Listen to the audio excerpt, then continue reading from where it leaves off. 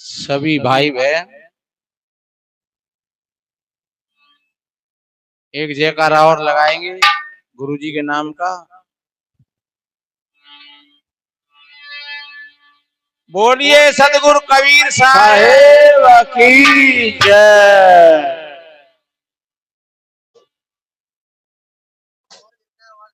अच्छा, उन्हें दे दे। हाँ जी, सुनो भाई, किसी का ये फोन कहीं गिर गया है, ये हमारे पास है कीपैड फोन है। किसी भी भाई बहन का हो वो देख ले, ले ले, यहाँ से ये फोन आया है हमारे पास, छोटा फोन है और आवेंगे वहां को डंडू मिलेगा यहाँ पास। और अभी आपके बीच में बोलिए संत समाज की जय हो, भक्त समाज की जय हो। बहुत अच्छे।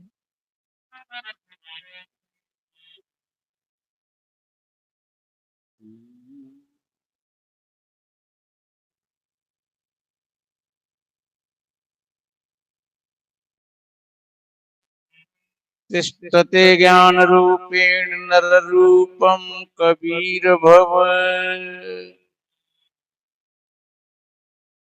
वासना जाल सर्वत्रम कृपा दृष्टि विनश्यते। तम कबीरम गुरुं वंदे ज्ञाननायधिकं भव।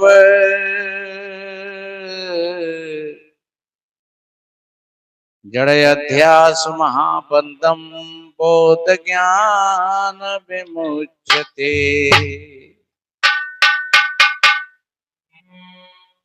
गुरु के सुमिरण मात्र सोनासत विघ्नयनंत। याते सर्वारंभ में ध्यावत हैं सब संत। गुरु कृपा सो पाइए।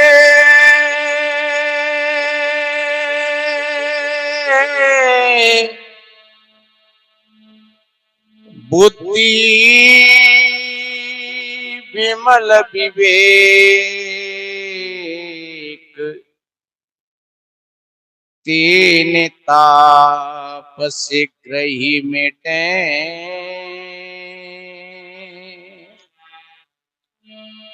श्री गुरु चरणनी की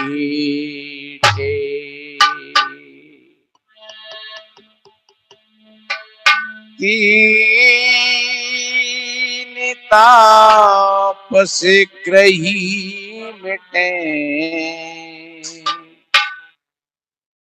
श्री गुरु चरणनी की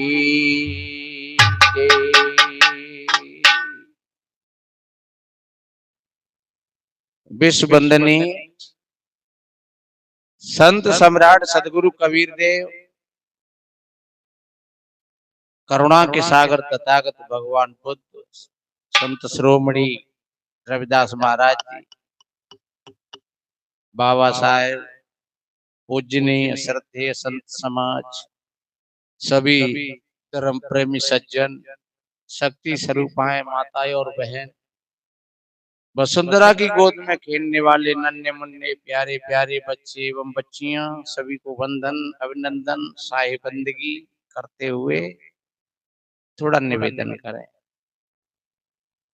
ये भक्त संतलाल जी अपने पूजनीय पिताजी या गुरु महाराज की पावन स्मृति में ये प्रतिवर्ष ऐसा ही बड़ा भव्य आयोजन और सौभाग्यशाली नहीं, परम सौभाग्यशाली है। देखो मंदिर को कैसा सजाया है, बढ़िया, और प्रतिवर्ष इसी तरीका से सजाते हैं।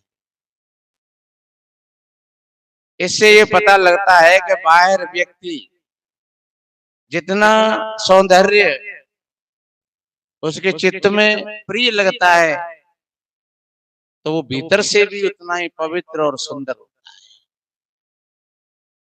तो धन्यवाद देते हम संतलाल जी को यहाँ प्रतिव्रत संत महात्माओं को बुला करके और ये कार्यक्रम रखते हैं।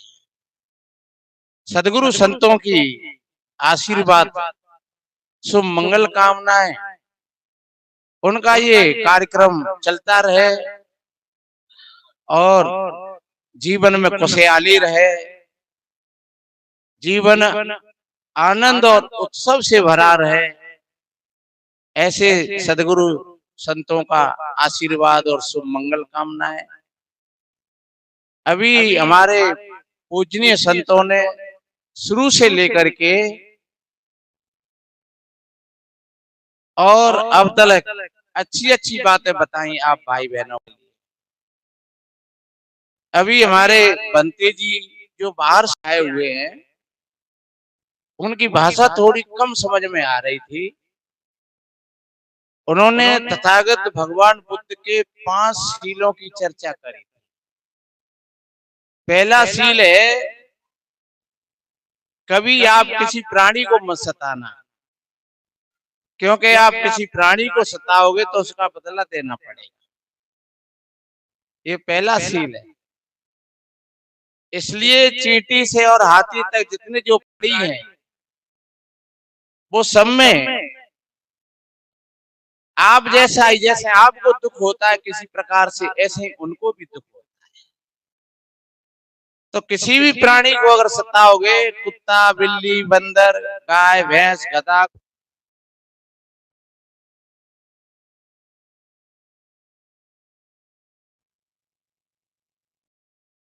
लाइट चली गई। हाँ, तो कोई बात नहीं है, जितना सुना सके उतना सुनो बढ़िया शांति से। और जनरेटर होगा तो वो चालू कर रहे होंगे।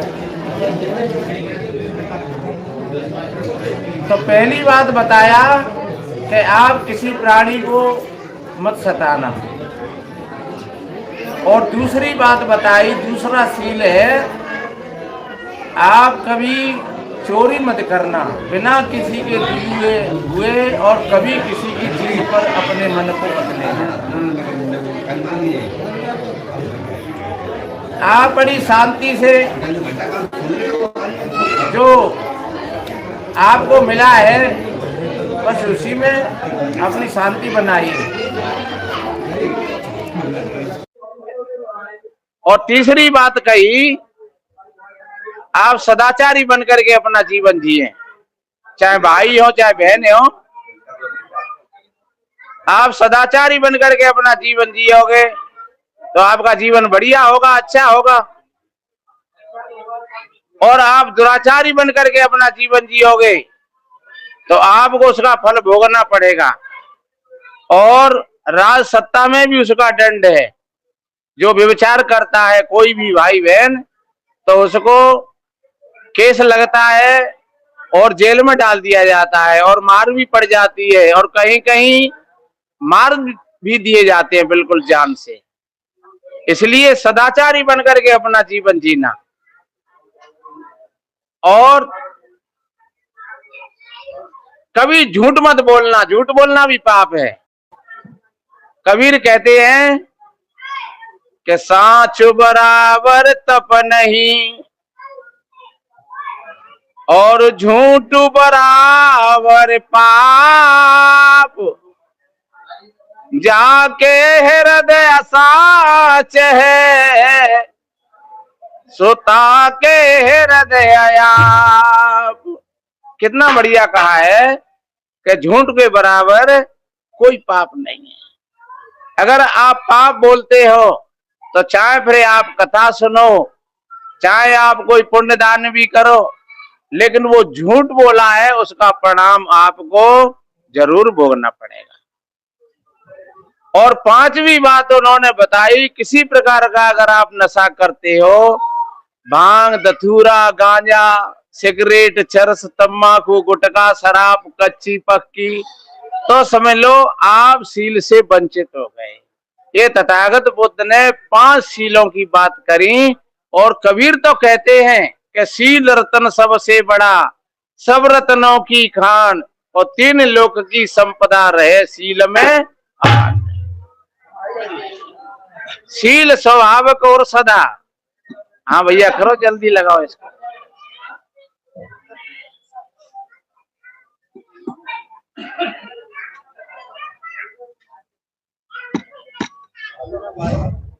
शील स्वभाव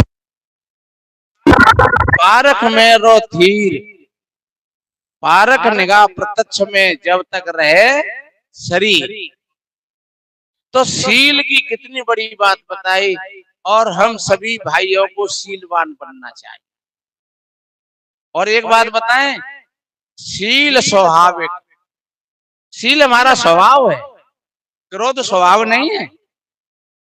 क्रोध को अगर आप अपना स्वभाव बना लोगे तो आप जल्दी बीमार हो जाओगे और जल्दी निपट जाओगे दुनिया से, क्योंकि क्रोध में तमाम बीमारियां घुस पड़ेंगी। आपकी भूख खत्म हो जाएगी, प्यास खत्म हो जाएगी, आपके अंदर में भय, चिंता, टेंशन, और क्रोध की आग में तुम जलते रहोगे और चले जाओगे। दूसरों का तो कुछ बिगड़ेगा नहीं, लेकिन तुम बच। तो क्रोध को तो ऐसे समझो जैसे एक फर्श है, नहीं फर्श उदाहरण, जैसे फर्श पर आपने पोछा लगाया, फर्श पर गंदगी कहां से आई? बाहर से आई। फर्श पर गंदगी स्वाभाविक नहीं थी, फर्श के अंदर गंदगी नहीं थी, वो ऊपर की धूल थी। और धूल को ही आपने पोंछ दिया, धो दिया, तो फर्श एकदम फिर से चमक गया। आपने क्या डाला उसमें? कुछ तो नहीं डाला, क्योंकि चमक तो उसके अंदर में स्वाभाविक थी। ऐसे ही तुम्हारे अंदर में जो शील की जो चमक है वो स्वाभाविक रूप से है, और जो क्रोध है वो तुम्हारे ऊपर की धूल है। जो काम है वो ऊपर की धूल है, वो मोह है और लोभ है वो ऊपर की धूल है, अहंकार है वो ऊपर की धूल है, जाति समाजों की मान्यता, छुआछूत की मान्यता, ये ऊपर की धूल है।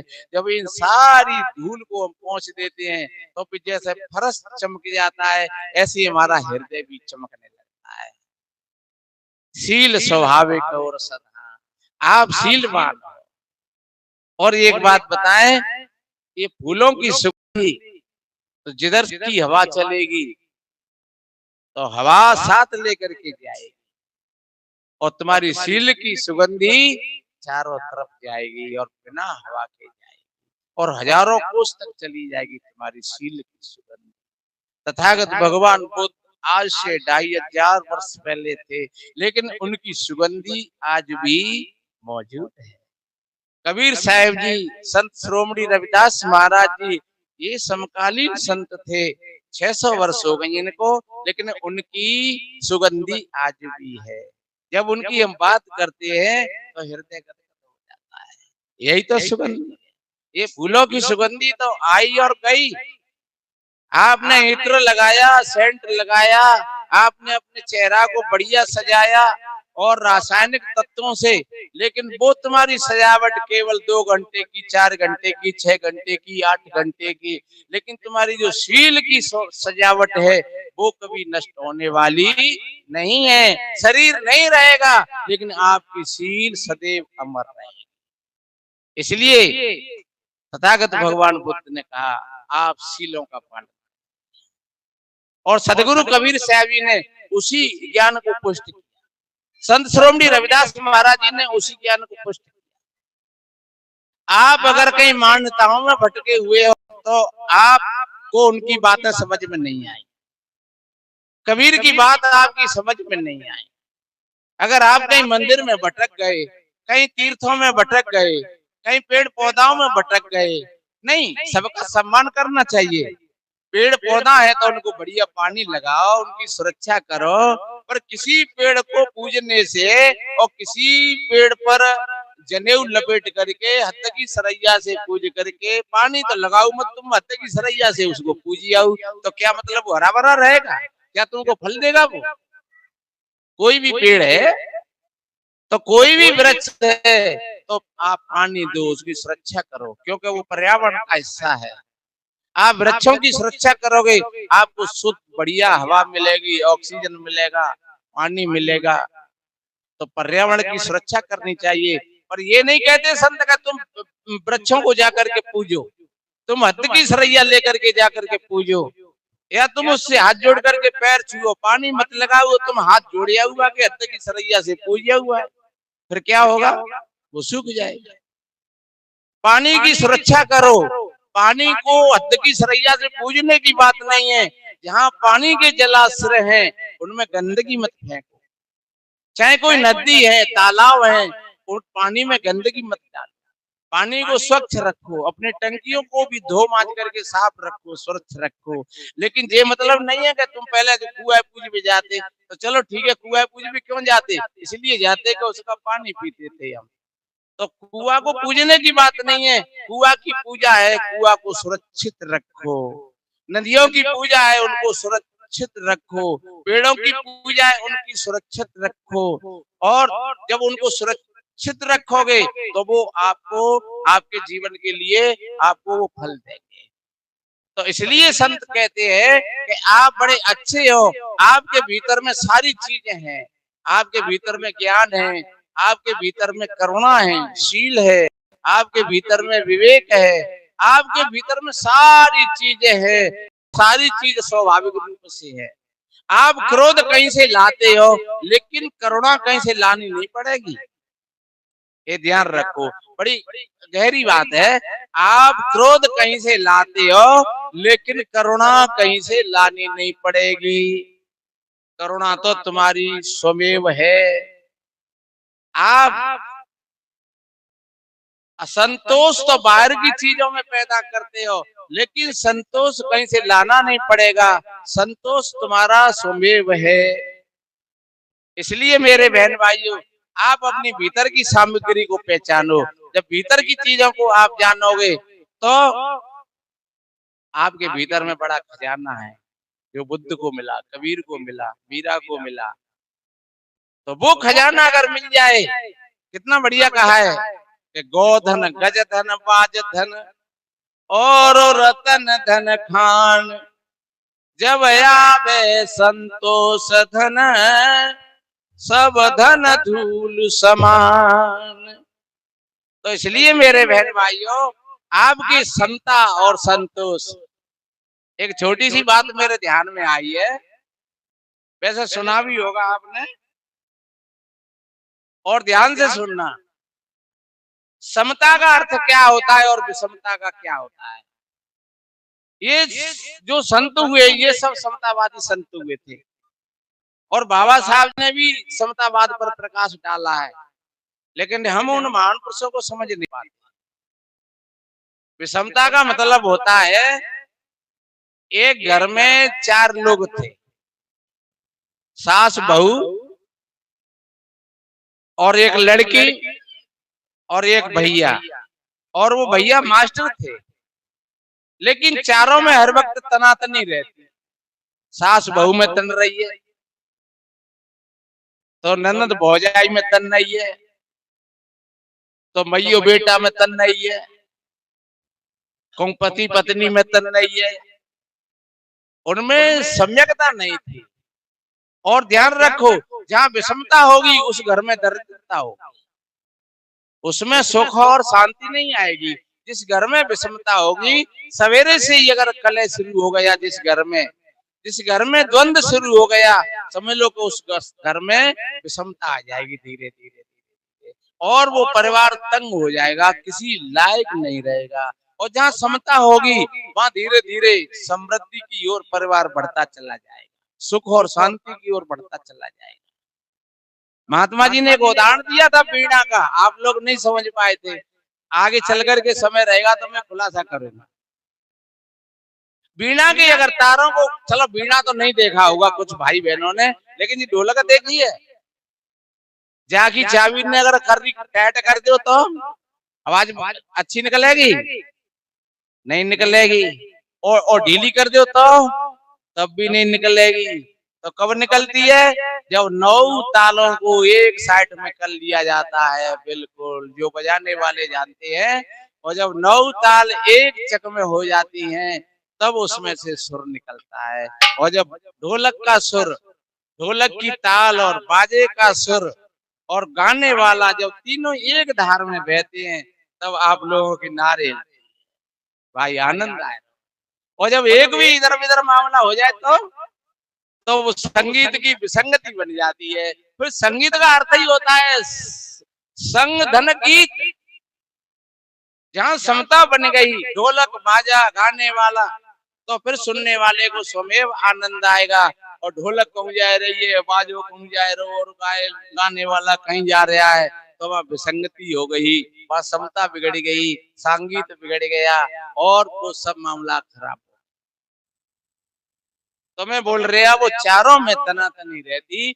एक दिन वो भैया बाजार गए और बाजार से एक पाजामा बनवा करके लाए, और होनहार की बात पाजामा 4 अंगुल नीचे रह गया। तो 4 अंगुल नीचा रह गया तो सोची कि चलो घर पे मशीन भी है और माता जी मशीन चला लेते हैं, देवी जी चला लेते हैं और बहन जी चला लेते हैं, चलो कोई ना कोई इसको ठीक कर देगा। तो आकर के माता जी से कहा, माता जी ये मेरा पाजामा 4 अंगुल नीचा हो गया है, आप 4 अंगुल काट करके और जोड़ करके रख देना।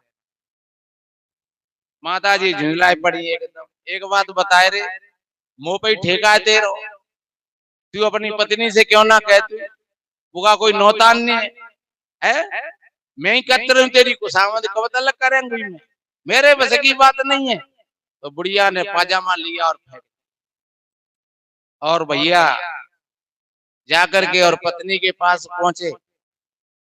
पत्नी से कहा, देवी जी ये पाजामा 4 अंगुल नीचा हो गया है, इसको 4 अंगुल काट करके जोड़ करके रख देना। देवी जी ने कहा, एक बात बताऊ, जब मैं ही रोटी खाती हूँ जा घर में, वो डुकरिया ना कर सकेगी जा काम है, वो लड़की पे करवाए लेते और मेरे पास आ जाते हैं, नेक नेक बातों को। सो देवी जी ने पाजामा फेंक दिया। फिर पहुंचे बहन जी के पास, बहन जी ये पाजामा 4 अंगुल नीचा हो गया है, 4 अंगुल काट करके जोड़ करके रख देना।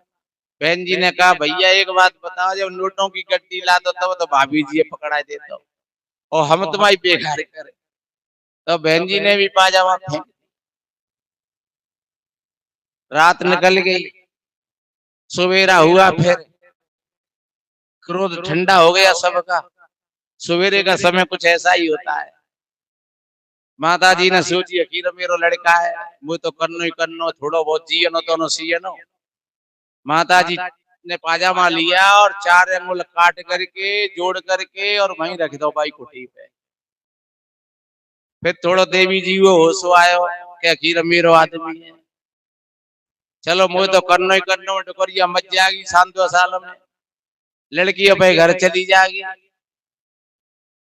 तो देवी जी ने लिया तो 4 अंगुल उन्होंने काट करके और जोड़ करके उन्होंने भी रख दिया। फिर कुछ देर बाद बहन जी ध्यान आओ कह रहे, कल भैया नाराज हो गए और भैया 7-6 महीना की बात है, लड़ाई तो भाभी जी से रहते हैं, चलो कर दो कोई बात नहीं है। तो फिर बहन जी खड़ी हुई तो 4 अंगुल बिन्ने काट के जोड़ के रख। अब भैया बाजार से माता जी ने कहा, देख लिया तूने अपनी पत्नी को और अपनी बहन को, तेरा काम मैंने ही तो किया, देख तेरा पजामा ठीक हो गया है। और जब ला करके पाजामा को पहन करके देखा तो वो न पाजामा रहा न अंडरवियर रहा। वहां ने कही, माता जी एक बात बता, मैंने तो 4 अंगुल की कही, तुमने तो इसमें से 12 अंगुल निकाल दिया। बोले चुप रहे, ये रखिए पट्टी मुंह 4 अंगुल की, काम को काम करो और इंजाम लगा दो। फिर आए पत्नी के पास तो बेऊ बोले पड़ी, देख लिया तुमने अपनी माँ को और अपनी बहन को, तुम्हारा काम मैंने ही तो करो। बोले तो परमेश्वरी जामते 8 अंगुल काट दो, मैंने तो 4 अंगुल की कही। बोले चुप रहो, देखो ये 4 अंगुल की पट्टी मुंह पर तो रखी है। फिर बहन जी के पास पहुंचे, बहन जी ने कही, भैया तुम्हारा पाजामा ठीक हो गया? बोले ठीक है भैया हो गया। अगर उनमें सब में प्यार होता, अगर समता होती तो वो एक ही काम को कर लेते हैं, कपड़ा भी खराब नहीं होता, समय भी खराब नहीं होता, चित्त खराब भी नहीं होता। इसको कहते हैं विषमता। और अगर समता होती तो फिर एक ही काम को बड़े प्यार से करते। तो मेरे बहन भाइयों, सभी अपने अपने भीतर झांक करके देखना कि कहीं ऐसी विषमता हमारे भीतर तो नहीं है। कान कहे कछु राग सुने, नेत्र कहे कछु देख न पायो, नासा सुगंध में भूली फिरे, तुचा को कोमल सेज लगाओ, रसना रस व्यंजन प्रेम करे, पर विषय को खेल बनायो, और स्वयं स्वरूप को भूल गयो, और भूले ही भूल में मूल गमायो।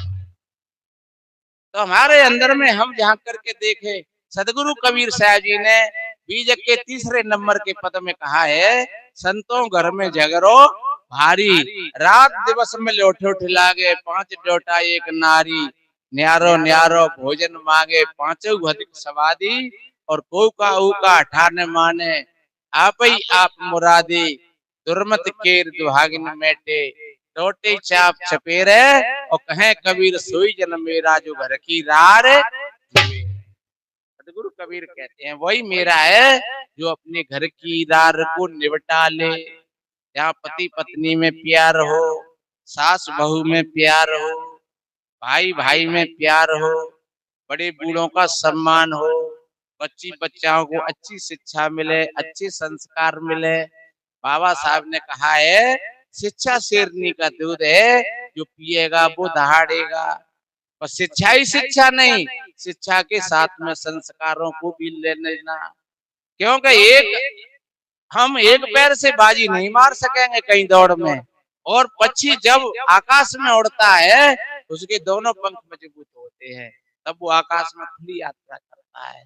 तो हम अपने बच्ची बच्चाओं को अच्छी शिक्षा दें, अच्छे संस्कार दें, और समाज में जगह जगह मीटिंग करें अच्छे अच्छे लोग, कि जो नशा मुक्त समाज में किसी प्रकार का नशा ना हो, तो समझ लो कि आप अपने आप यात्रा आपकी बन जाएगी। ईश्वर भगवान परमात्मा की जो लोग बात करते हैं वो होंगे तो होंगे, और फिर देख लेंगे बिने। पहले जहाँ पर हम बैठे हुए हैं, जहाँ हमारी व्यवस्था ठीक बन जाए, क्योंकि बहुत समय से और जी अब की बार मौका मिला है, तो हम बच्ची बच्चाओं को अच्छी शिक्षा दिलाएं, अच्छे संस्कार दें। दिन में अगर 2 बार कपड़ा बदलने पड़े तो दोनों बार कपड़ाओं को बदलें, लेकिन बच्चा ऐसा रहे बिल्कुल टकाटक, किसी के पास जाए तो किसी का भी मन हो जाए बच्चा को देख करके उसको गोद में उठाने का, ऐसा बच्चा। तो समझ लो आपने बच्चे को शिक्षा दी और संस्कार दिए, तो आप बुजुर्ग में, आप वृद्ध अवस्था में फिर आपको वहां में नहीं छोड़ा जाएगा वृद्धाश्रम में, फिर वो बच्चा देश की सेवा करेंगे और तुम्हारी भी सेवा करेंगे। वृद्ध आश्रम में वही माता पिता जाते हैं जो ठीक तरीका से अपनी बच्ची बच्चाओं के लिए पूरा समर्पण भाव से, और वो सेवा नहीं कर पाते हैं। शिक्षा तो दिलवा देते हैं लेकिन संस्कार नहीं दिलवाते हैं। तो शिक्षा और संस्कार जब दोनों होंगे तो फिर आपकी भी सेवा पूजा होगी, समाज की भी सेवा पूजा होगी, और वो बच्चा उन्नतशील बनेंगे, अफसर बनेंगे और समाज की सेवा करेंगे। तो इसलिए मेरे बहन भाइयों, संत महात्मा कोई निकम्मा नहीं बनाते हैं कि भैया संतोष करो कुछ मत करो, ऐसा कोई महात्मा नहीं कहते हैं।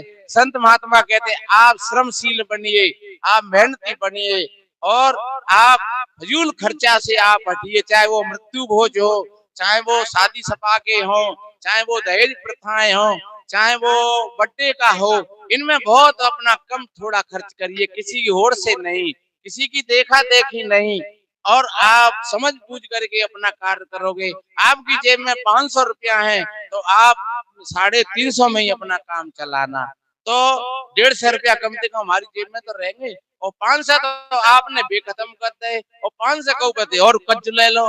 अब तुम फीस का बिनते भरोगे, कैसे भरोगे, फिर कल फीस आ जाएगी तो बच्चे आगे, फिर तुम टुक टुक टुक टुक करोगे, वो क्या किया जाए। कहीं कहीं लोग कहते हैं शिक्षा बहुत शराब से महंगी है। किस भाई बहनों से कहा जाए बढ़िया चीज खाओ, किशमिश खाओ, बादाम खाओ, मुनक्का खाओ। जो माताएं वास्तव में जो गर्भ में उनके में बच्ची बच्चा पल रहे हैं, उनको बढ़िया बढ़िया चीज खिलानी चाहिए, इसलिए बच्चा वो बलिष्ठ बनेगा, सुंदर बनेगा, बुद्धिमान बनेगा, गुणवान बनेगा। और वे लोग कहते हैं महाराज तुम तो ऐसी बात कर रहे हो तो बड़े आदमी के काम है। एक बात बताए, तुम गुटखा क्या रुपया खा जाते हो, गुटखा तो 50 के खा जाते हैं, तो 50 रुपया गुटखा खा जाते तो 20 रुपया के बादाम पत्नी को नहीं खवा सकेंगे। 50 रुपया के गुटखा तो महंगे ना है, और 20 रुपया के बादाम तेज हो जाएंगे। कैसी विडम्बना है।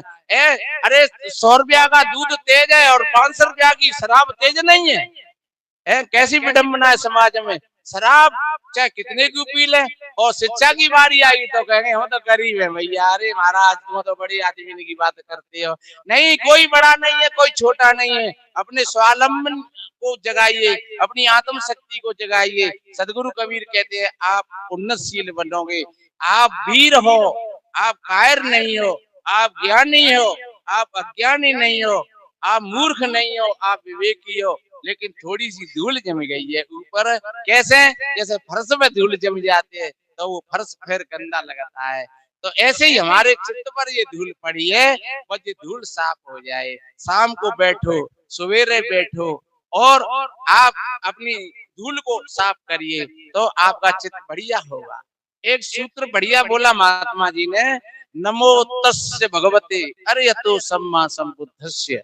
ये बुद्ध वंदना में बोला जाता है।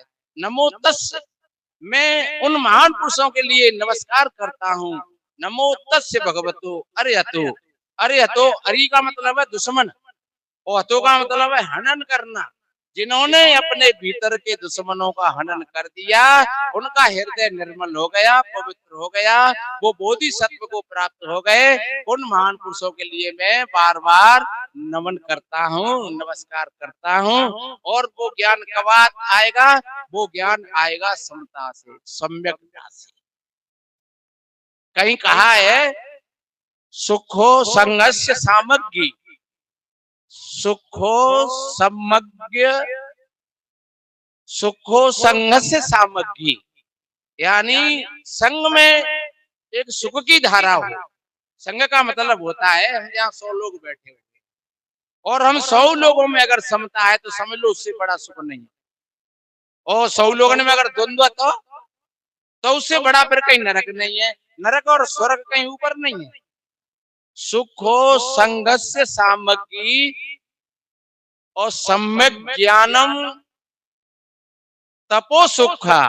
जो सम्यक ज्ञान है वो सबसे बड़ी तपस्या है और सबसे बड़ा सुख है, जिसको हम सम्यक ज्ञान कह रहे हैं।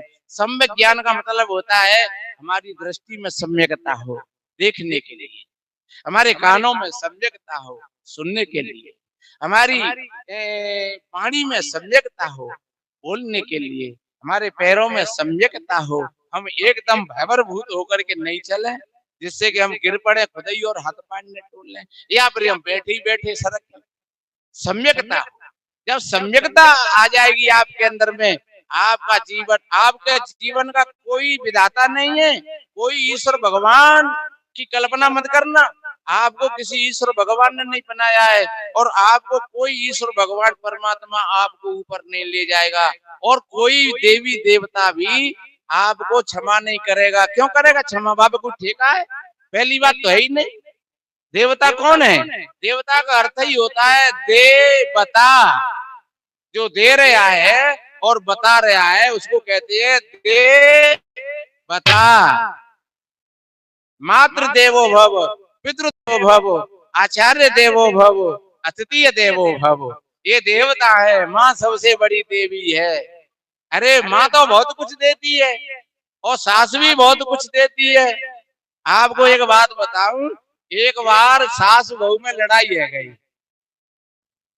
तो लड़ाई भाई तो बहू को बेटा हो एक 4-5 साल को होगा, तो वो जो बेटा था तो वो सासू माँ से लिपड़ो रहतो, मतलब दादी माँ से लिपड़ो रहतो हर वक्त। और दादी माँ में वो ही दिखतो। ये नियम है ऐसा। तुम्हारे घर में तुम्हारो नाती है तो वो नाती तुमसे ज्यादा प्यार करेगा। वो अपने मम्मी पापा की बजाय अपने बाबा अम्मा से ज्यादा प्यार करेगा। बाबा अम्मू को बड़ो खिलौना बन जातो। बाबा अम्मा तो खेलने वादे बढ़ातो में, मतलब बच्चे तो खेलवे को साधन है। लोग तो कहते हैं कि बच्चन को खिला रहे हैं, और हम कहते हैं कि बच्चन ने ना खिला रहे।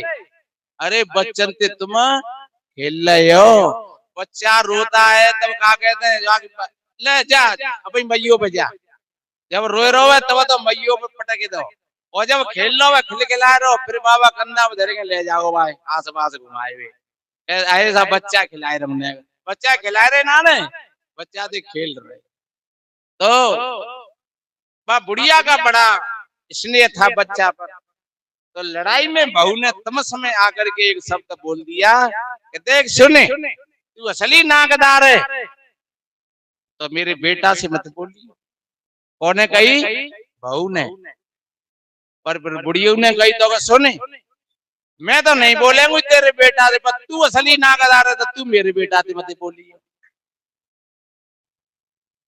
अब बहू को ध्यान वो करे, भैया जागी तो निठ जागी, डोकर जागी तो मेरे बेटा के बिना, पर जाके बेटा के बिना मेरी कैसे निठेगी? मेरा तो वो जीवन साथी है।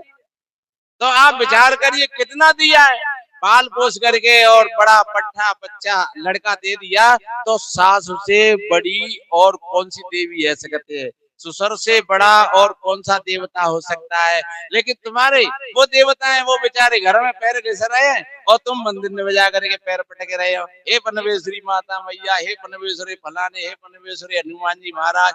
अरे वो नहीं सुनेंगे तुम्हारी। तुम्हारा हनुमान तो तुम्हारे घर पर बैठा हुआ है, इसने कितना बढ़िया मकान बनवा करके तैयार कर दिया है, 4 प्लॉट तुम्हारे लिए खरीद दिए हैं, तुमको पढ़ा लिखा करके और बढ़िया अच्छा बना दिया है।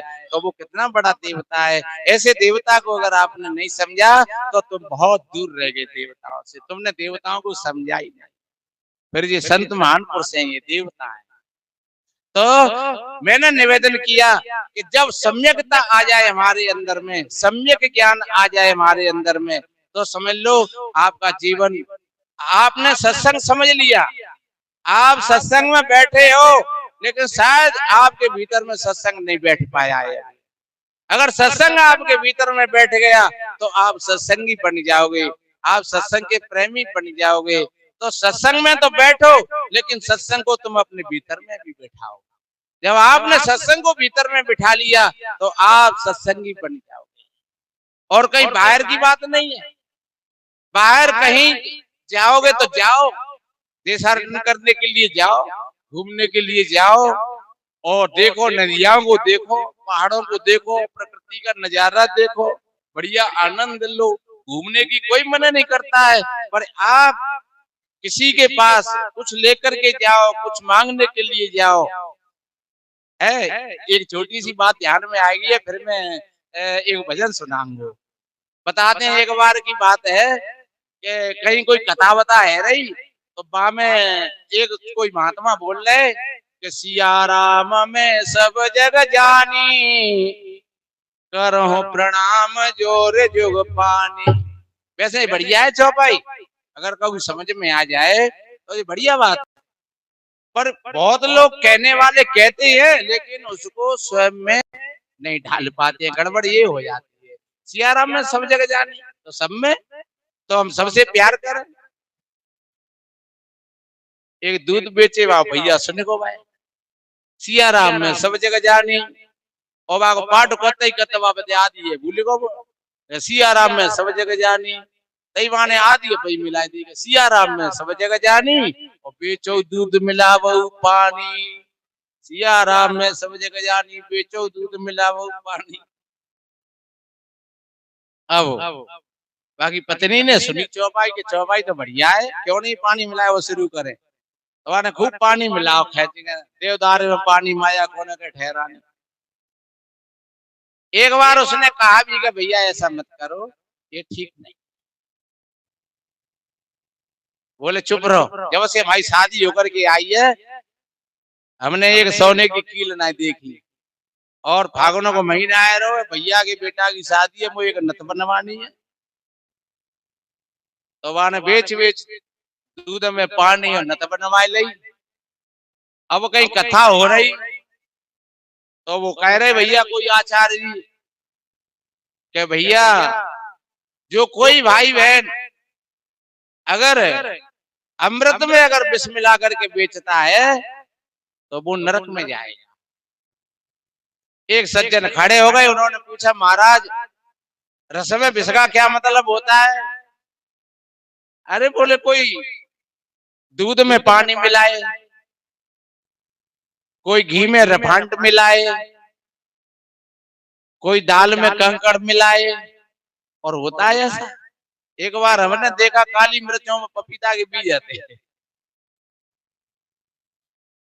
तो कि महाराज अगर किसी ने ऐसा किया हो तो कि फिर वो गंगा जी नहाया हो, गंगा जी में पाप कट जाते हैं।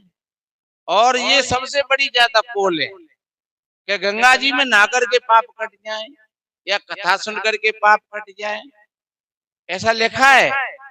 शास्त्री कहते हैं कि हमारी भागवत में ऐसा लिखा हुआ है, गंगा जनाना सतेरपी मुच्यते सर्व पापे म्यो विष्णु लोके गंचति।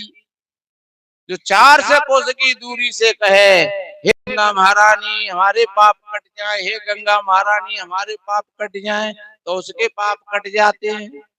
मुच्यते सर्व पापे म्यो, सारे पापों का नाश हो जाता है। और विष्णु लोक से गंचति, उसको विष्णु लोक की प्राप्ति होती है। तो बहन ने सोची कि तो फिर 400 कोस ही दूरी का है, हम तो गंगा जी में स्नान ही करे आएंगे, अरे तो और बढ़िया है, फिर तो पाप रहेंगे ही नहीं। सो बताते जाए करके सोमती मावस को परब पड़े और बाणे लगाई डुबकी। तो जैसे ही डुबकी लगाई तो एक मछली चली आई बड़ी सी, सो नथे और ना के तू निकाट ले गई। और ऊपर आई हाथ फेरो तो सपा सब बोले सुनते ना हो कि हाँ के मैं तो नथ गई और ना गई, तो ठीक है सियाराम में सब जगह जानी और बेचो दूध मिलावो पानी, पानी को पैसा पानी में और नाक कटी बेईमानी में। तो मेरे बहन भाइयों, इस तरीका से अगर आप, शास्त्री लोग इस बात को कहते हैं, कहीं भी कथा में लोग कहते हैं आप कथा सुनते रहिए आपके सब पाप कट जाएंगे, आप गंगा जी में स्नान करे आइए आपके सब पाप कट जाएंगे, आप यज्ञ करिए आपके सब पाप कट जाएंगे। और मैं कहता हूँ ये सबसे बड़ा धोखा है। पाप नहीं कटते, पाप का भोग भोगना पड़ता है। जिनको हम भगवान और भगवती कहते हैं उनको भी ये पाप का भोग भोगना पड़ा। इसलिए हम कर्मों में सतर्क हो जाएं, जागृत हो जाएं, फिर हम ऐसा काम करें, अपने मन को बढ़िया पवित्र बनाएं, अच्छा बनाएं, क्योंकि मन पूर्वगामी है। ताकत भगवान बुद्ध ने कहा है पूर्वगमा मनो धम्मा मनोश्रेष्ठा मनोमया, ये मन पूर्वगामी है और मन श्रेष्ठ भी है। ये ऐसा नहीं है कि मन तुम्हारा खराब हो, मन श्रेष्ठ भी है और मन खराब भी है। अगर आप जागृत हो गए तो आपका मन आपके आसपास में स्वर्ग बना देगा। अगर आप सोते सोते रहे तो आपका मन आपको नरक में ले जाएगा। आपका मन ठीक है आप बढ़िया बोलोगे, मीठी बाड़ी बोलोगे, आपका मन खराब है तो आप एकदम बुरे बोलोगे। आपका मन सही है तो आप बढ़िया काम करोगे, आपका मन खराब है आपके काम बिगड़ जाएंगे। आपका मन खराब हो घर में झाड़ू लगा रहे हो तो झाड़ू अच्छा नहीं लगेगा, तुम देख लियो परीक्षा करके। आपको मन खराब है आपके थाली बर्तन भी साफ शुद्ध नहीं होंगे बढ़िया, आप देख लेना। आपको मन खराब है आप अपने कपड़े न धो रहे हो, खराब मनते तो क्या कपड़े ठीक साफ नहीं होंगे, क्योंकि वो मन तो कहूँ और है, वो कपड़ा धो रहे धो मन, ये तो मशीन की नहीं शरीर काम कर रहे हैं। अगर आपका मन ठीक है तो आपका कौन सा भी काम आपको बड़ा बना देगा। आप झाड़ू लगाते हो भाई, किसी ने देखो कितना बढ़िया सुंदर झाड़ू, क्योंकि आप भीतर से साफ हो और आप बाहर से भी बढ़िया साफ। आपका जब मन ठीक है और मन की स्वच्छता में आप कोई भी काम करोगे तो फिर आपका पूरा का पूरा काम ही नहीं पूरा जीवन आपका बढ़िया बन जाएगा। इसलिए बताते हैं एक बहन कोई बाजार को गई, वैसे ये हमारे भजन तो सुने होंगे तुमने, तो बाजार को गई सौदा करवे, तो एक बहन जागृत थी तो उस बहन ने पूछा बहन कहाँ गई, बोले बहन हम बाजार में गए ने। बाजार में काय को गए, अरे बाजार में सौदा करने के लिए गए। अरे तो एक बाजार हम बतावे तुम्हें, बाजार यहीं लगे रहो। बहना कहाँ है, अरे कि जो जा बाजार में सौदा मिलेगा वो उस बाजार में मिलने वाला नहीं है। तो बहना कौन सा बाजार है, तब वो बहन कहने लगी, देखिए भजन है,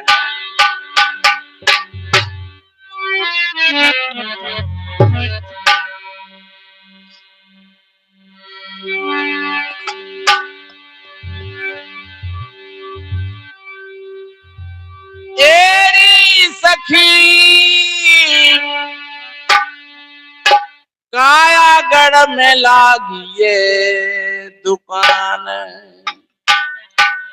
वो बाजार दौड़ी काये को गई।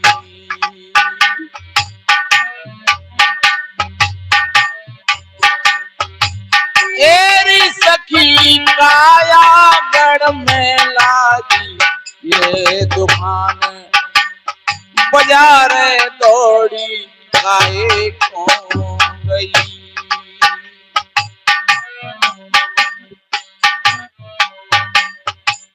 इस दुकान का मर्म तो कोई बिरले जानते हैं। बाहर के बाजारों में संसार के लोग भटके हुए हैं। वो बहन कह रही,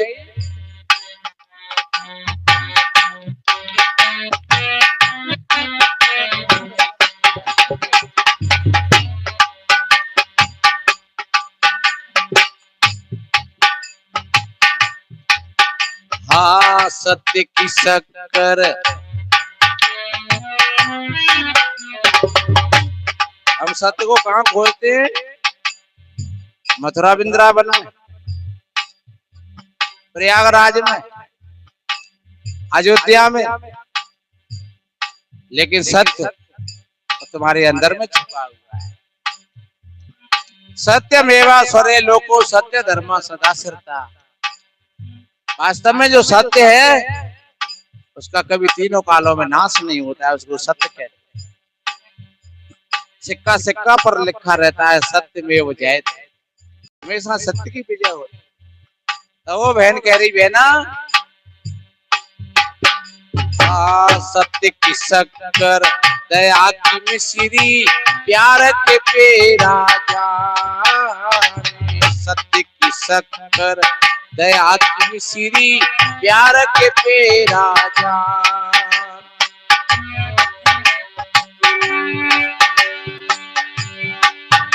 ओ सत्य गुणों की बनी जलेबी,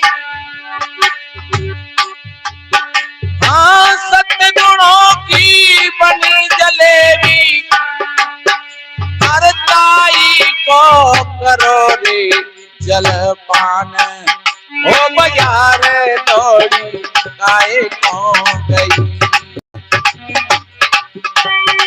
एरी सखी काया गढ़ में लागी ये दुकान, बाजार दौड़ी। कितनी बढ़िया बात कही भैया कि शक्कर खाकर के मुंह मीठा हो जाता है। पर एक बात बताए नहीं, अगर शक्कर ज्यादा खबे गई तो शुगर बन जाएगी।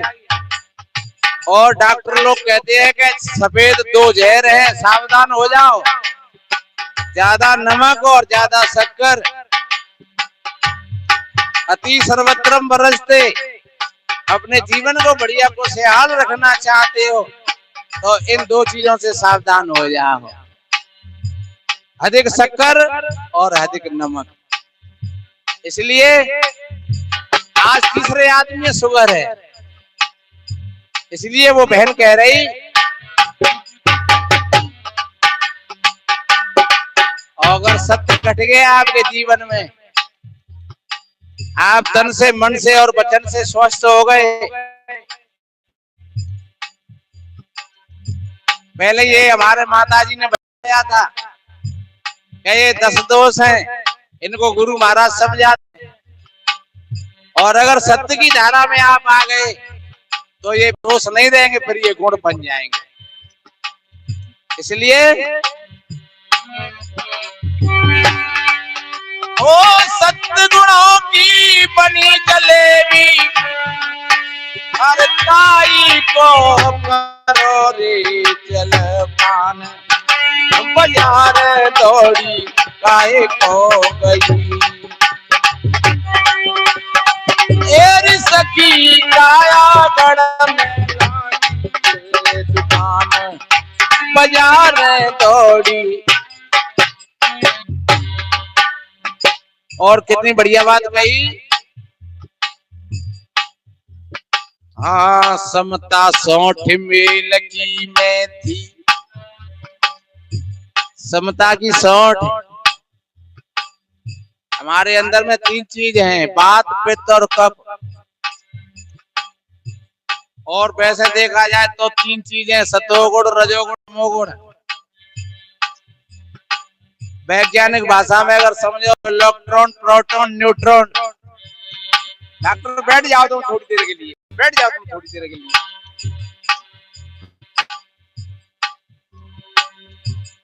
वैज्ञानिक भाषा में समझे तो इलेक्ट्रॉन, प्रोटॉन और न्यूट्रॉन। और शारीरिक तल पर समझो तो वात, पित्त और कफ। और पौराणिक भाषा में समझो तो ब्रह्मा, विष्णु और महादेव। ये ब्रह्मा, विष्णु, महादेव अगर स्थिति देखी जाए तो अगर वे रहे होंगे कौ समय, और अगर नहीं होंगे, अगर वैसा ही रूपक बना लिया है तो लो रजोगुण, तमोगुण और सतोगुण। रजोगुण ब्रह्मा, तमोगुण शंकर, सतोगुण हरि होई। और कहे कबीर राम रम रहिए हिंदू तुर्क ने कोई। अपने राम में रम जाओ, न कोई हिंदू है न कोई इस्लाम है न कोई ब्राह्मण, वैश्य, शूद्र। ये तो सब शब्द हैं, काल्पनिक बात है ये सब। इसलिए वो बहन कह रही समता सौंठ। सौंठ एक ऐसी चीज है कि वो हमारे भीतर के बात और पित्त और कफ को संभाल करके रखती है। और एक सौंठ हलवाई ना बनाता ही तो भाई मीठे ते खाऊ और समझी ते खाऊ, कितनी बढ़िया लगती है। वो भोजन में एक अच्छी चीज बन जाती है। और अगर समता की बात कहते तो समता सौंठ है। तुम्हारे परिवार में समता है तो तुम्हारे परिवार में सुख और शांति की रसधारा बहेगी। तुम्हारी समाज में समता है तो तुम्हारी समाज को कोई हिला नहीं सकेगा। और तुम्हारे मन और इंद्रियों में समता है, आप कभी नीचा नहीं देखोगे।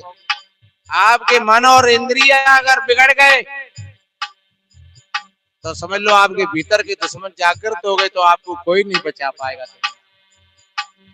इसलिए कितना बढ़िया कहा है उस बहन ने, इन शब्दों पर चिंतन करना, इनको तो याद कर लेना, और जब शाम को खाट पर लेटे तब इनका चिंतन करना, मनन करना कि ये चीजें हमारे भीतर में घट रही हैं कि नहीं।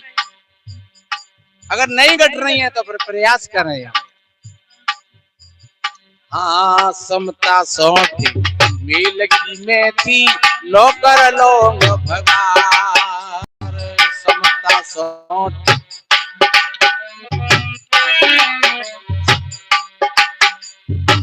इस भजन में त्रिवेणी है, शारीरिक स्वास्थ्य, सामाजिक समता और आध्यात्म।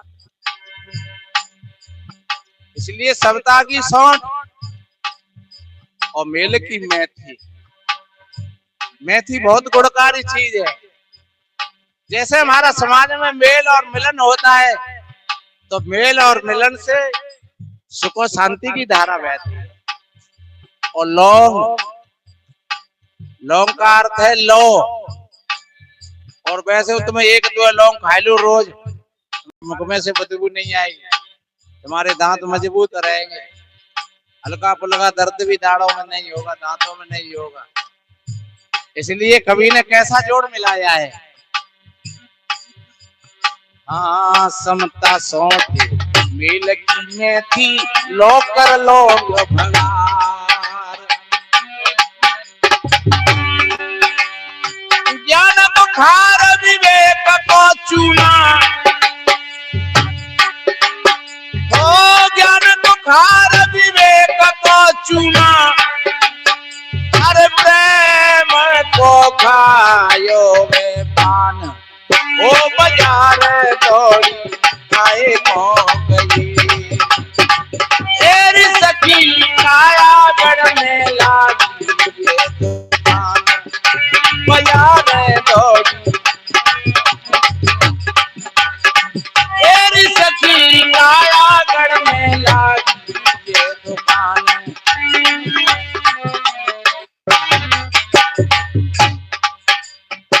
और तीसरी पंक्ति में कितना बढ़िया कहा,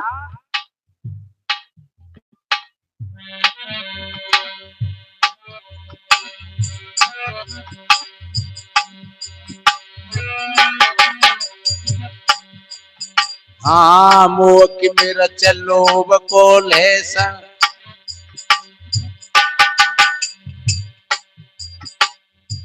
ये लहसुन और प्याज इनमें औषधीय गुण होते हैं। हाँ मोह की मिर्च लोभ को लहसन क्रोध तमाकू जाने, मोह की मिर्च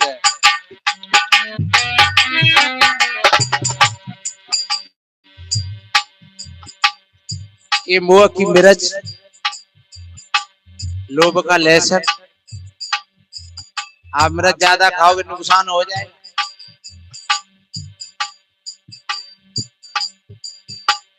और एक बात बताएं, जो भाई बहन ज्यादा अधिक तली हुई ज्यादा सेवन करना,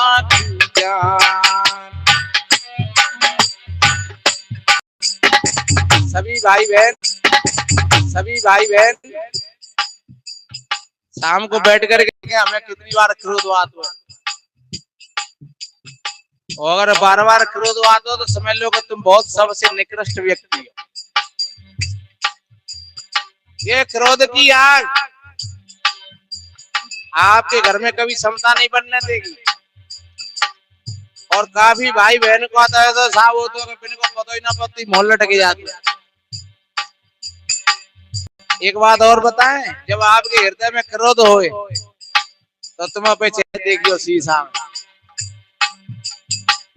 तुम्हारी सुंदरता ही को उसने नष्ट कर दिया, तुम्हारी भूख प्यास को खत्म कर दिया, तुम्हारे शुभ विचारों का नाश हो गया। इसलिए सदगुरु संतों ने कहा है, क्रोध जहां क्रोधता काल, जहां दयावा धर्म है, जहां क्षमाता आप, और जहां क्रोधता काल है, और जहां लोभता पाप। इसलिए आप लोभी हो तो समझ लो कि लोभ पाप का बाप को है लोभ। आप क्रोधी हो तो समझ लो कि क्रोध ही यम का दूत है, और कोई यमराज के दूत कौन से ना आते ही कौए। ये हमारे विकार ही जो हमारे चित्त पर जमे हुए हैं, इन्हीं को जम कहते हैं।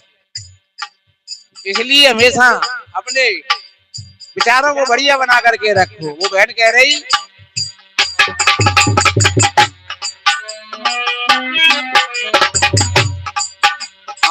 मोह की मिर्च लोभ को लहसन क्रोध तमाकू जान, क्रोध तमाकू जान। प्याज रूप कटुबाणी कहिए, ओ प्याज रूप कटुबाणी कहिए, अरे बदबी करते जवान, वो बाजार दौड़ी काहे खो गई तेरी सखी।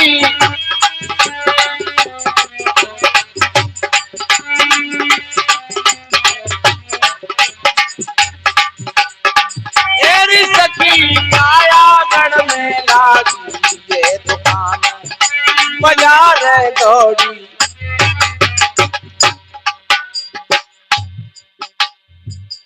और एक बात बताए, प्याज खाने से तो बुदबू घंटे 2 घंटे आएगी, और जो आदमी, जो भाई बहन झूठ बोलते हैं, जो दूसरों की चुगली निंदा करते हैं और जो गाली देते हैं, उनके मुख में से तो जीवन भर बुदबू आती रहती। एक कौआ ने कहूं प्रवचन करे अपने, लोगों ने वहां टीम मारे। कौआ ने दूसरी जगह प्रवचन करे तो बहुत टीम पड़ गए, तीसरी जगह करे बहुत टीम पड़े। कौआ ने सोची ये तो देश बहुत बेकार है, कहूं बाहर चलूं। कौआ ने उड़ान भरी तो कोयल मिल गई रास्ता में। बोले काका जी कहाँ जा रहे हो? अरे बोले तू कछुवत पूछे मोड़ी। जहाँ देश के लोग ऐसे हैं, जहाँ बैठ करके मैं प्रवचन करता हूँ वहीं लोग टीम मारते। तो तुम कहाँ जा रहे हो? तो बहुत देश हैं, जर्मन, जापान, अमेरिका, इंग्लैंड, कहीं प्रवचन करूंगा। बोलने की काका जी एक बात कहूं तो कहे भैया, तो तुझे अपनी टाँव नहीं संभाले हो, दोनों टीम ही पड़ेंगे, चाहे अमेरिका चलो जा और चाहे इंग्लैंड चलो जा, वो जा टाँव संभाल लेगो। तो हमारे भारत में बहुत अच्छे लोग हैं। इसलिए मेरे बहन भाइयों, ये टाँव की भाषा हो, अगर बड़े बूढ़े में हो तो टाँव संभाल लिया, अगर बुढ़ापो सही काटना हो तो बहु बेटन ते मीठे बोलो, बढ़िया बहुन की पढ़ाई करो, और टाँव करेंगे तो आज नहीं तो कल तुमको अलग फेंक देंगे कि तुम बहन रहो बाहर बाहर मौज से। इसलिए वो बहन कह रही, ब्याज रूप कटुबानी कहिए, अरे बादा भी करती जवान, बाजार दौड़ी आए कौन गई, एरी सखी काया गढ़ में लागी ये दुकान।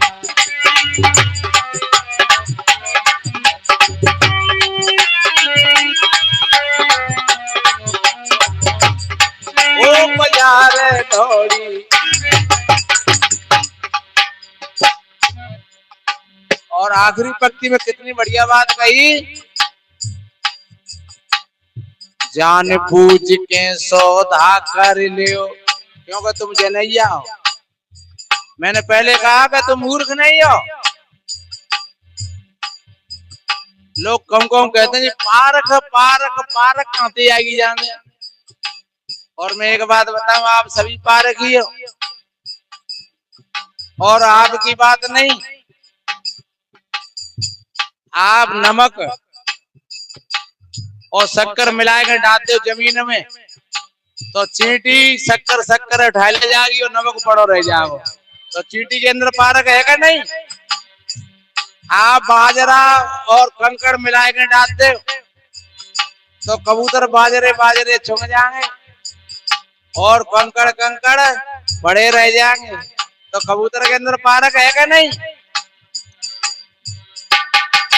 और आप मंडी में जाओ तो सरे गले फलन नहीं लाओगे, आप कहोगे डर जा भैया ने देख कर चढ़ाइए, तो आप पारक ही हो, आप सब पारक ही हो, और सबके अंदर में पारक है। इसलिए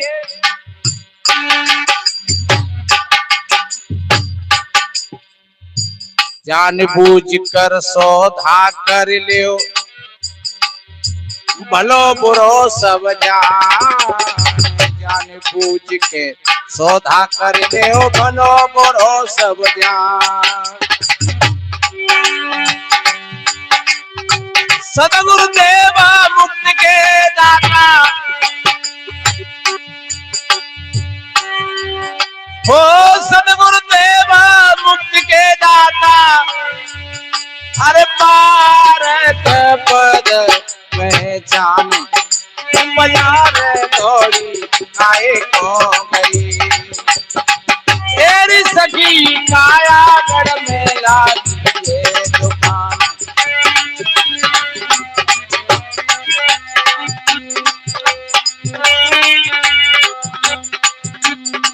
अब तो त्याग पड़ो भैया, वक्त नहीं है सोने का, अब तो त्याग पड़ो कहना, वक्त नहीं है सोने का, अब तो त्याग पड़ो।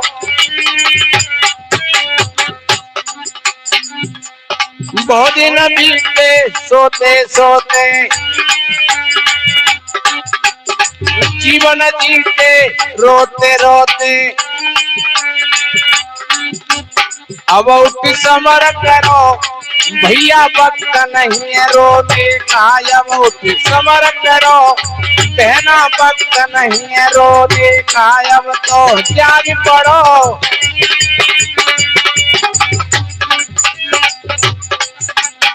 देवी देव मनावत डोले, आपकी जागरूकता में ये भूत प्रेत जंत्र मंत्र टोना टोटका भैरव भवा ये कुछ होता नहीं है, ये केवल हमारी मानसिकता है मेरे भाई। हमने 40 साल से इन चीजों का अनुभव किया है, लेकिन कोई ये चीजों का अस्तित्व नहीं मिला। इसलिए ये भूत प्रेत जंत्र मंत्र टोना टोटका ये केवल भय का जबूड़ा है कुछ नहीं। आपकी समझ में ये बात आ जाए, ये अपने घर की समस्या होती है। कभी वक्त आएगा तो बताएंगे। देवी देव मनावत डोले, अपनी जरा रे आंख नहीं खोले।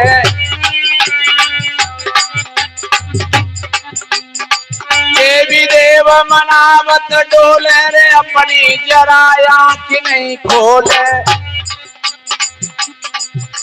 ये सो भरम बड़ो तुमको होश नहीं, अपने को ऐसो भरम बड़ो तुमको होश नहीं, अपने को अब तो जाग पड़ो भैया वक्त नहीं। अंधे बहरे गुरु बने हैं, अहंकार में स्वयं सने हैं। अगर बाहर से आदमी अंधा हो तो कोई बात नहीं है, लेकिन बाहर और भीतर तथागत भगवान बुद्ध तो कहा करते थे कि आप दीपो भव। ए मेरे भाई बहनों, तुम स्वयं अपने अपने दीपक बनो, और जब तक तुम स्वयं अपना प्रकाश नहीं करोगे तब तक दूसरों के अंडा किसी काम के नहीं है। इसलिए अंधे बहरे गुरु बने हैं, अहंकार में स्वयं सने। ये इनकी परख करो, परख बिना ज्ञान धोखे का। इनकी परख करो, परख बिना ज्ञान धोखे का। अब तो ज्ञान पढ़ो, सदगुरु जल का दीपक जानो। जैसे पावे जीव ठिकानो, सदगुरु जल का दीपक जानो रे, जैसे पावे जीव ठिकानो। ये अमृत ध्यान धरो, ये अमृत ध्यान धरो, सम्यक ज्ञान मुक्त होने का। अमृत ध्यान धरो, सम्यक ज्ञान मुक्त होने का। अब तो त्याग पड़ो, अब तो त्याग पड़ो भैया वक्त नहीं है सोने का। अब तो त्याग पड़ो भैया वक्त नहीं है सोने का। इसलिए मेरे भाई बहनों, मैंने निवेदन किया, ज्यादा ऊंचा ज्ञान, ज्यादा ऊंची नीची बात ना करते हुए मैंने एक सामाजिक और व्यवहार पर चर्चा को लेते हुए निवेदन किया। और वास्तव में जब ये चीज आ जाएंगी आपके अंदर में, तो फिर जिन बातों को हम समझते हैं कि ये बहुत ऊंची हैं, वो बिल्कुल आपकी सम्यकता में आ जाएंगी। सम्यकता से ऐसी कोई सम्यक ज्ञान की जो चर्चा करी है सदगुरु कबीर साहब जी ने और तथागत भगवान बुद्ध ने, तो समझ लो आपको कोई संशय बचेगी नहीं, और आपका जीवन खुशहाल बनेगा, अच्छा बनेगा, सुंदर बनेगा।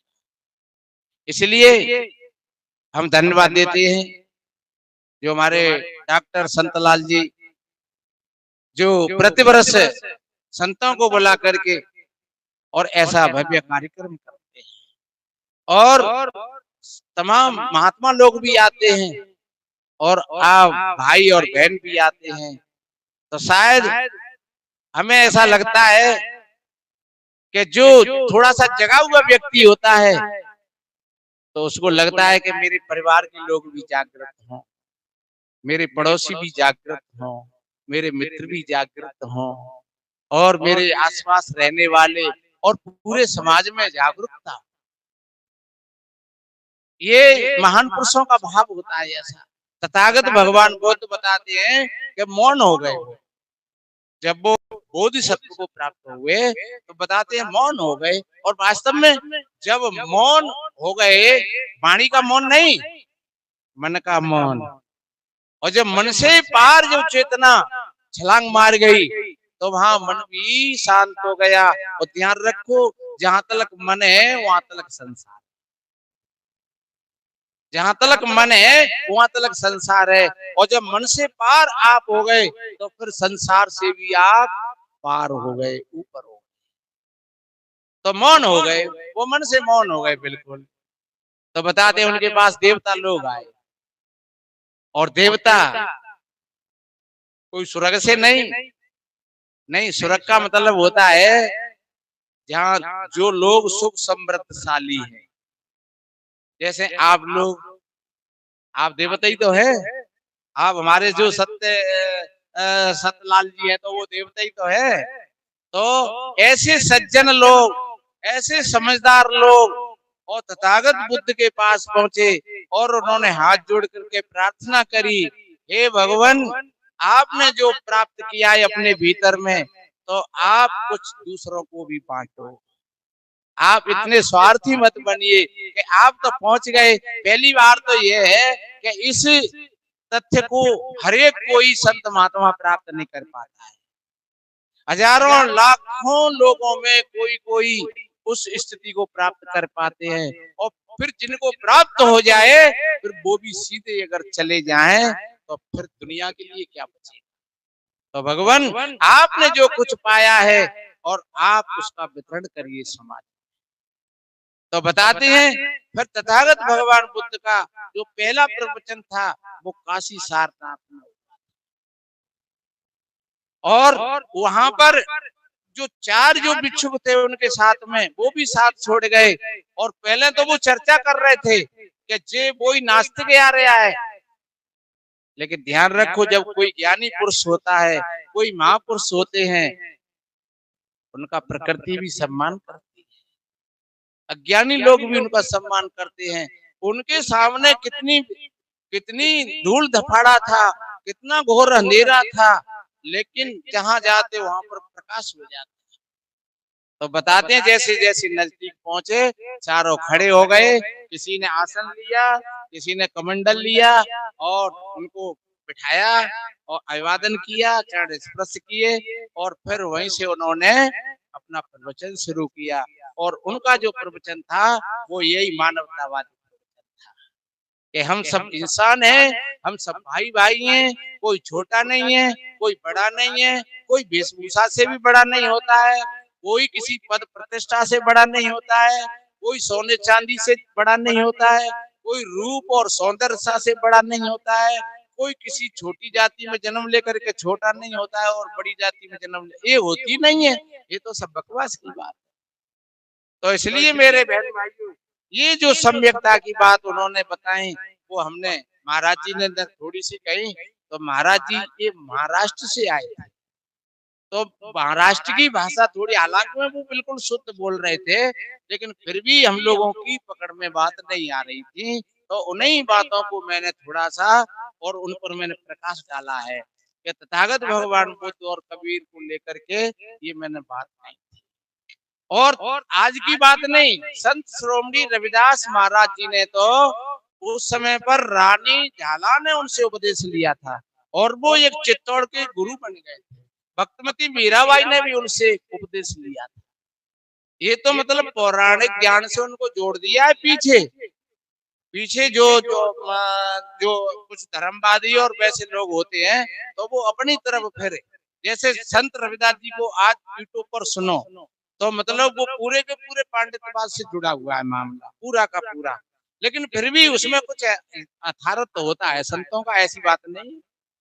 बिल्कुल चमत्कार मिथ्या भी, हालांकि में संत चमत्कार नहीं करते हैं। ये छोटी सी बात आ गई है तो चलो मैं पूरा करूंगा फिर। तो बताते हैं कि जब रानी झाला ने उपदेश ले लिया था संत श्रोमणी रविदास महाराज जी से, तो वहां जो ब्राह्मणों ने और राजा से चुगली करी कि महाराज आपकी नाक कटवा दी जा रानी ने, और रानी ने ये महाराज जो रविदास महाराज जी से और इन्होंने गुरदीक्षा ली है। और जो व्यक्ति जो चर्मकार है और चर्मकार व्यक्ति से इसने उपदेश लिया है। तो राजा ने कहा जो राजा रतन सिंह था, उसने कहा कि तो रानी को वहीं फांसी लगवा दो, यहाँ नहीं आए वो हमारी चित्तौड़ में। और मंत्री बड़ा समझदार, मंत्री ने हाथ जोड़ करके निवेदन किया, महाराज बात कानों की सुनी सही नहीं होती है और आंखों की देखी भी सही नहीं होती है।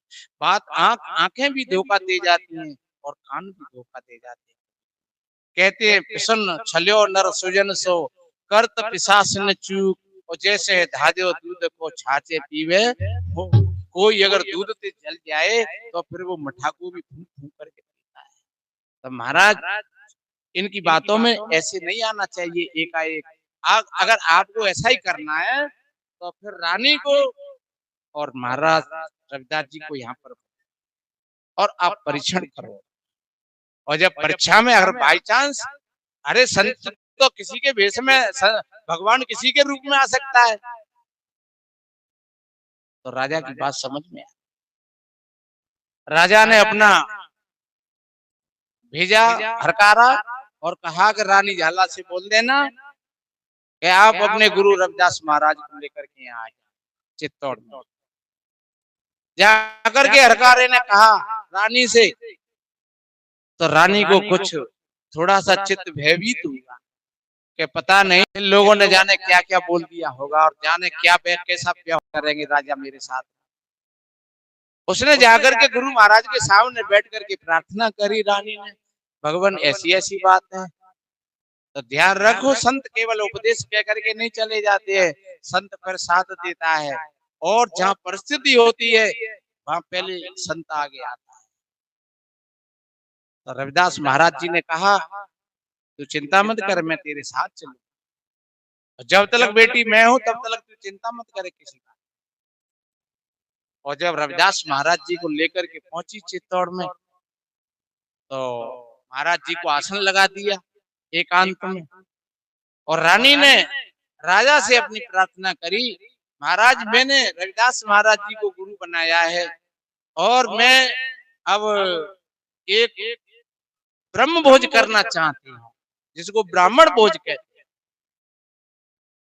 राजा ने कहा तो ठीक है कर लेना, पर हमको ब्राह्मणों को पूछना पड़ेगा। और वो समय ऐसा ही था, तो राजा ने उन ब्राह्मणों को बुलाया, तो ब्राह्मणों ने एक शर्त रखी कि महाराज अगर आप ब्रह्मभोज कर रहे हो तो फिर ध्यान रखना पहले भोग ब्राह्मणों का लगेगा और रविदास का नहीं लगेगा। अगर रविदास का भोग लग गया तो फिर हमारी बात बिगड़ जाएगी, तो हम ब्रह्म भोज में शामिल नहीं होंगे। तो राजा ने रानी से कहा कि ये तो बड़ी समस्या है, रविदास महाराज तुम्हारे गुरुजी हैं और भोग पहले गुरुजी का लगना चाहिए। तो रानी समस्या को लेकर के बताते हैं और वो जाकर के वहां पहुंची महाराज जी के पास, बोले गुरुदेव बात ऐसी है, ब्राह्मण लोगों ने ऐसा ठाना है कि हम पहले भोग हमारा लगेगा, पहले पंगति हमारी लगेगी। तो संत जी ने कहा अरे महारानी तुम कैसी बात करती हो, भाई वो हमारे अतिथि हैं, वो हमारे मेहमान हैं, तो ऐसा तो कोई नहीं कहता है, कोई नीति नहीं कहती है कि हम किसी को अपने घर पर बुला करके और पहले हम ही खाए बैठ जाए। हम तो मालिक हैं, भंडारा हमारा है, तो पहले हम उनको ही खिलवा देंगे, उसमें तुम्हें क्या परेशानी। रानी का हृदय कमल खिल गया एकदम कि भाई चलो जो गुरु महाराज ने बचा। लेकिन जब ब्राह्मणों की पंगति लगी तो वो उनके चित्त में एक भास था, और चित्त में भास होता है, जहाँ चित्त में भास होता है मेरे भाई बहनों, ये भूत प्रेत जिन्न मसायन ये सब भास ही है जो चित्त में बसा हुआ है, ऐसा ही भास उनके अंदर में था।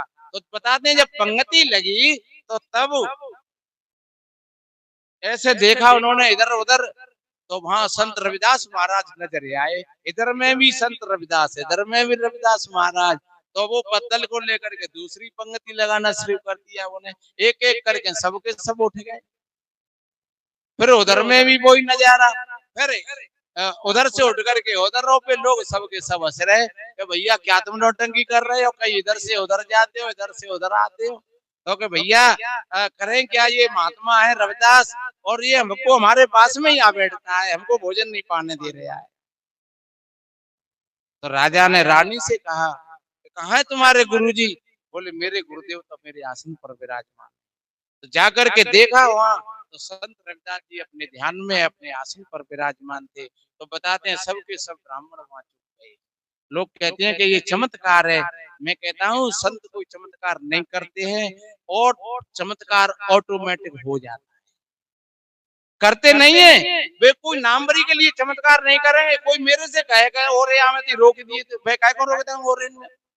लेकिन वास्तव में कोई ऐसी बात आ जाए, कोई समस्या आ जाए, तो चमत्कार ऑटोमेटिक हो जाता है, और वो चमत्कार का दावा नहीं करते।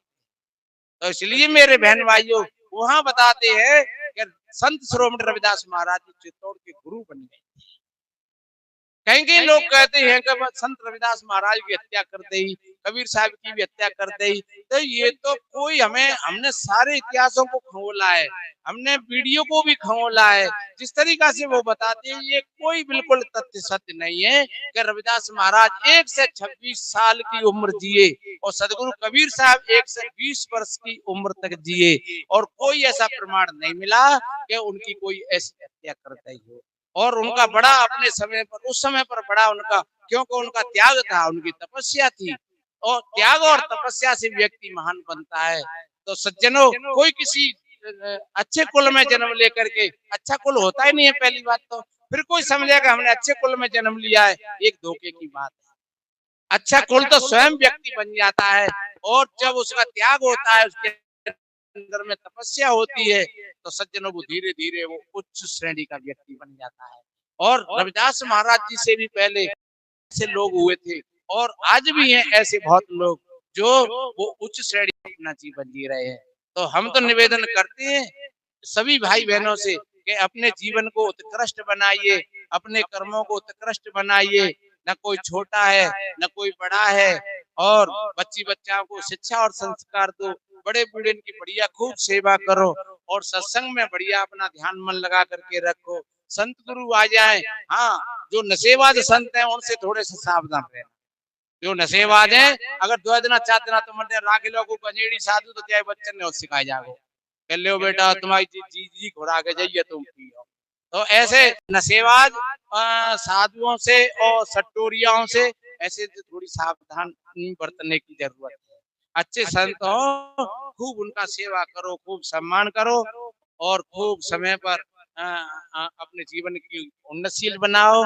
और हम तो धन्यवाद देते हैं भाई संतलाल जी को, और आप सभी भाई बहनों के लिए कोट कोट साधुवाद, धन्यवाद।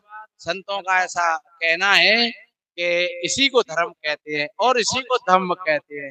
धर्म कोई हिंदू नहीं है, इस्लाम नहीं है, सिख नहीं है, ईसाई नहीं है। धर्म कोई ब्राह्मण नहीं है, क्षत्रिय नहीं है, वैश्य नहीं है। धर्म एक ये रास्ता है, इस रास्ता पर हम चलेंगे तो हम धर्मात्मा बन जाएंगे, सच्चे धर्मात्मा बन जाएंगे।